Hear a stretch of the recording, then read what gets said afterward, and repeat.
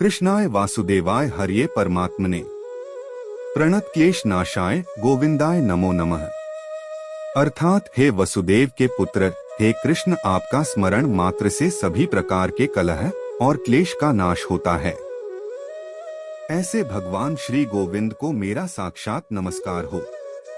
जय श्री राधे राधे। दोस्तों, आपके मन में ये सवाल तो जरूर आता होगा कि वैकुंठ इस ब्रह्मांड में आखिर किस स्थान पर मौजूद है।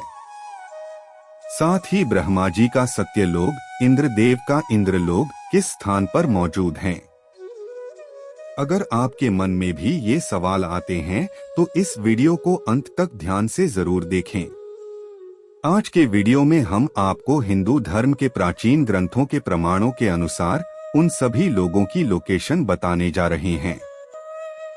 प्राचीन ग्रंथों के अनुसार ब्रह्मांड की उत्पत्ति ब्रह्मदेव के जन्म के साथ होती है और जब ब्रह्मदेव की आयु की समाप्ति होती है तो इस ब्रह्मांड का विनाश होता है और हर तरफ केवल अंधकार ही बच जाता है। लेकिन इतने बड़े इस ब्रह्मांड में ब्रह्मदेव आखिर किस स्थान पर है? भगवान विष्णु जी का वैकुंठ किस स्थान पर मौजूद है? दोस्तों, ब्रह्मदेव जिस स्थान पर रहते हैं उसे सत्यलोक कहते हैं और भगवान विष्णु जिस स्थान पर रहते हैं उसे वैकुंठ कहा जाता है।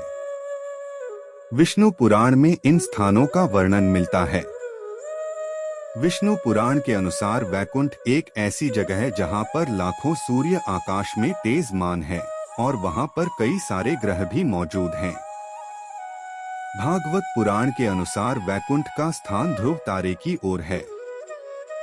ध्रुव तारे को वैज्ञानिक भाषा में पोल स्टार कहा जाता है, यानी अगर यूनिवर्स में हम इसे खोजें तो यह स्थान है। उड़ीसा माइनर कॉन्स्टिट्यूशन, जिसे नक्षत्र कहा जाता है, इस इंस्टॉलेशन में सूर्य से भी लाखों गुना तेज चांद सितारे मौजूद हैं। यह कॉन्स्टिट्यूशन उत्तर की ओर स्थित है। ध्रुव तारे की प्रति से दूरी है 433 प्रकाश वर्ष। अगर हम इसे किलोमीटर के हिसाब से देखें तो यह होता है 4 पद्म 10 नील 40 खरब किलोमीटर, यानी कि फुरकान इटालियन 104 ट्रिलियन, मतलब 4 के आगे 15 ने लगाओ। इतना अंतर होता है। ये तो पृथ्वी से 2 लोक का अंतर हुआ। दोनों के ऊपर 1 करोड़ योजन यानी कि 12,29,53,800 किलोमीटर के बाद आध्यात्मिक जगत में स्थित है महार लोक किगरा। ये महार लोक स्वर्गलोक का एक भाग है जहां पर ब्रह्मांड की सत्कर्म करने वाली आत्माएं वास करती हैं। पुराण के अनुसार जो लोग सामान्य व्यक्ति की तरह जीवन व्यतीत करते हैं तथा किसी के साथ बुरा व्यवहार नहीं करते, वे लोग मृत्यु के पश्चात इन ग्रह पर जाते हैं। इन ग्रहों पर जीवन रमणीय होता है, मन को शांति देने वाला प्रकृति का नजारा होता है। यहाँ पर जाने वाले जीव सेम को पुनर्वास समझते हैं। यहाँ पर रहने वाले जीव तृप्त रहते हैं और कभी दुखी नहीं होते। अब दूसरा लोक है जहाँ लोग महार लोक क्यों पैर धोकर नियोजन यानी कि 24 करोड़ किलोमीटर के पश्चात आता है, जन्मों जन्मों के ग्रह पर जाते हैं। पुण्य करने वाले लोग जो स्वयं के स्वार्थ का त्याग कर हमेशा दूसरों की मदद करते हैं, वही लोग जन्म लोक के ग्रह पर जाते हैं। यह स्थान बड़ा ही तेजस्वी होता है। यहाँ पर जाने वाले मनुष्य स्वयं देवताओं का दर्शन कर सकते हैं। स्वर्ग के देवताओं को देखने का भाग्य इन ग्रहों पर जाने वाले लोगों को मिलता है। इसके बाद आता है तपोलोक। जन्मलोक के बाद 8 करोड़ योजन यानी 98 करोड़ किलोमीटर के बाद स्थित है। तपोलोक स्थान पर जाने के लिए बहुत ही कठिन परीक्षा देनी पड़ती है। यहाँ पर केवल साधु, ऋषि, मुनि और सन्यासी ही जा सकते हैं, जो जीवन के सभी सुखों का त्याग कर केवल ईश्वर की आराधना और सत्कर्म करते हैं। वही लोग इस स्थान पर जाने की योग्य होते हैं। यह स्थान स्वर्गलोक का सर्वोच्च स्थान माना जाता है। यहाँ पर जाने वाले लोग स्वयं स्वर्ग के देवताओं से मिल सकते हैं।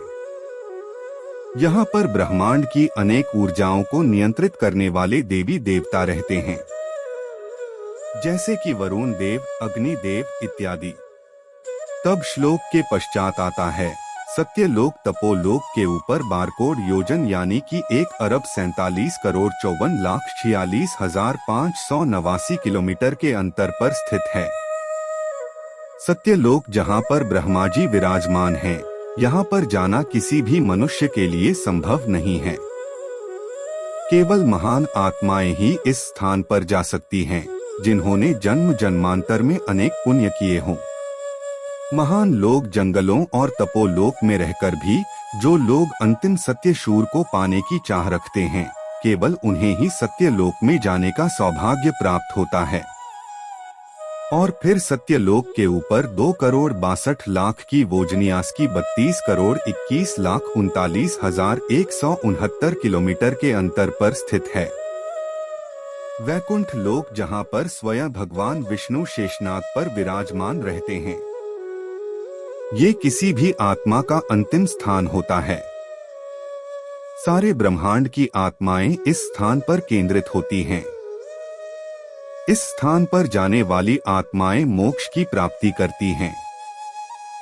इसे ही अंतिम सत्य कहा जाता है और इसे ही ब्रह्मांड का अंत भी कहा जाता है।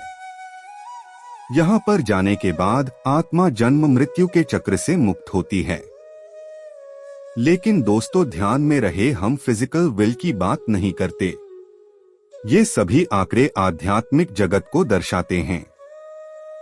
अगर हम धरती से वैकुंठ की दूरी का अनुमान लगाएं तो यह होता है 4 पद्म 10 नील 40 खरब 12,29,53,800 kilometre plus 24,59,07,763 kilometre plus 18,36,31,052 kilometre plus 1,47,54,46,589 kilometre plus 32,21,39,169 kilometre, इन सब का मिलाकर होता है 4 पद्म 10 नील 40 खरब 3,15,78,444 किलोमीटर।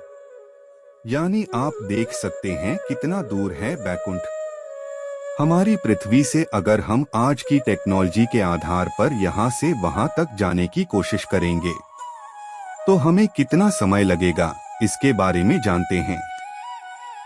आज की टेक्नोलॉजी के आधार पर हम 39,000 किलोमीटर प्रति घंटे की रफ्तार से अंतरिक्ष में ट्रैवल कर सकते हैं। अगर इसी रफ्तार से मैक्सिको जाएंगे तो हमें 10,52,30,85,000 घंटे लग सकते हैं। मतलब 12 लाख से भी ज्यादा साल लग सकते हैं। इसलिए दोस्तों आज की टेक्नोलॉजी से हम वैकुंठ कभी पहुंच ही नहीं सकते। तो दोस्तों यथा धरती से वैकुंठ तक का सफर, किंतु हम धरती से कभी वैकुंठ लोक पहुंच ही नहीं सकते। लेकिन आध्यात्मिक मार्ग से हम वापस क्षण भर में पहुंच सकते हैं। इसलिए हमेशा अच्छे कर्म करो, स्वयं भगवान ही आपको उस स्थान पर ले जाएंगे। आज के लिए बस इतना ही। यदि हमारे द्वारा दी गई जानकारी आप सभी को पसंद आया हो तो कमेंट में जय श्री राम जरूर लिखें और ऐसी वीडियो देखने के लिए हमारे चैनल को सब्सक्राइब करें।